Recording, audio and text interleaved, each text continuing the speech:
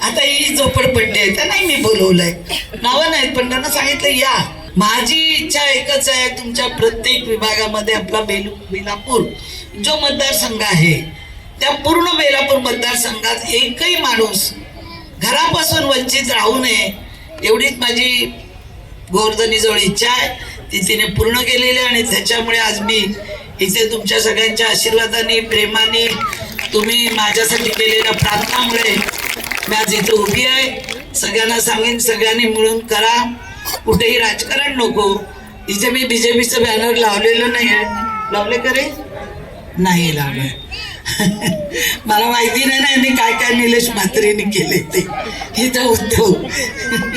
तो पत्रकार आप सब लोग हैं, आपका भी घर होगा तो आपको भी यहाँ घर मिल जाएगा, नहीं तो कोई बना दो हम उसमें डाल देंगे. ऐसा कुछ नहीं है, अपना सपना है और सपना साकार करना गरीबों का, इसके लिए तो मैं रही हूँ. तो मी हात जोडून सांगते, सगळ्यांनी भांडण न करता ज्याचं नसेल त्याला मिळेल, त्यांनी माझ्याजवळ यायचं. त्याला कसं बसवायचं ते मी यांना सांगेन, एवढं लक्षात ठेवा. आणि अधिकारी आपले, त्यांना माहिती आहे मंदाताईला कुठलं झोपडं विकायचं नाही आहे. मंदाताईला त्यातलं काही घर पाहिजे नाही आहे. माणसाला मेल्यावर जागा मिळत नाही.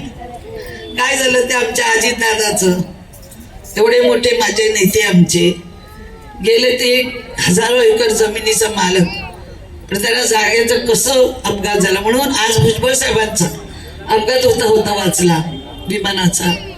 माणसाचा भरोसा आहे का हो. मी त्या दिवशी चांगली लग्नाला गेली आणि तिकडेच मला अटॅक आला आणि मला घेऊन आली आमची पोरं. सगळ्यांना वाटली मी गेली, मी कशी जाईन, मी तुम्हाला सोडून एवढ्यात लवकर नाही जाणार. आमचे काका रडतात, ताई मला तुला बोलायचं. अरे मी काय बोलू तिथे, मला बोलायला निलेशने माझे फोनच लपवले होते. त्याच्यावर मी सगळ्यांची माफी मागते, तुम्ही खूप फोन केले म्हणून मी आले. आज तुम्हाला जाईन, सगळ्यांना भेटीन आणि मी कशी आहे ती तुम्ही बघा, चांगली आहे असंच प्रेम ठेवा.